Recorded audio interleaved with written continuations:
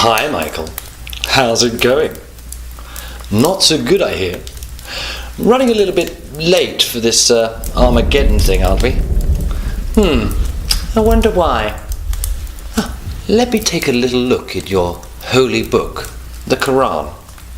I particularly like this chapter called The Cow, where it speaks of sin and usury. But Allah has permitted trade and has forbidden interest. So, whoever has received an admonition from his Lord and desists may have what is past, and his affairs rest with Allah.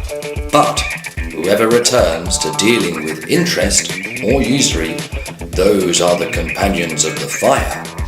They will abide eternally therein. Oh, interesting. So, let me do a quick calculation. How many of these humans do you think have a bank account that has at some point paid them interest? Or would it be easier for me to count the ones who do not?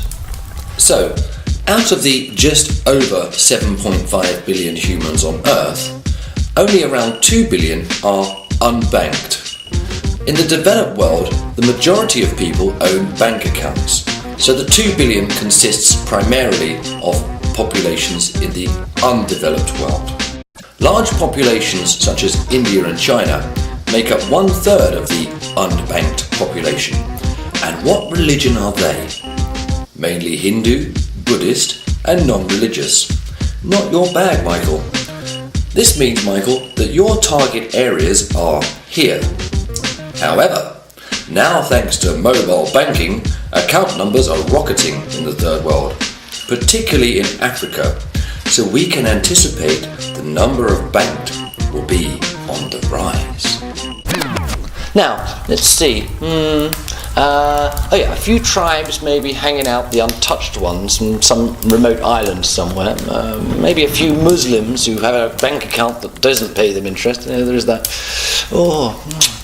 Running a bit thin on the old numbers here. Particularly if we were to count those Muslims who have ever had sex outside of marriage or ever consumed alcohol. Now we really are dwindling down to just a few, really, aren't we? Shame. So now, let's look at the conflict areas on Earth. This map they call risk assessment. Quite ironic, really. However, I can't help but noticing most of these conflict areas fall in your territory, Michael. Let's have a look here. Isaiah 2:4. And he shall judge nations among nations, and shall rebuke many people, and they shall beat their swords into plowshares, and their spears into pruning hooks. Nations shall not lift up sword against nation, neither shall they learn war anymore. Interesting. Well, good luck with that one, Michael. So I suppose that's why Mercury turned up on my door with that forgiveness letter. Now, don't get me wrong, I'm quite happy with our new agreement to let what is by be gone and goodbye forever. However, those souls I have claimed fair and square, Michael. Fair and square. Do you get me? So I suppose I should be thankful for those Jekylls of Jekyll Island, although I won't be extending my gratitude to those who have forsaken the Luciferian plan and betrayed me. So, now let me come to my point. What am I going to do with all these soul seeds? They're hardly the cream of the crop. I mean, infected with radiation, chemical materials, and dumb as hell.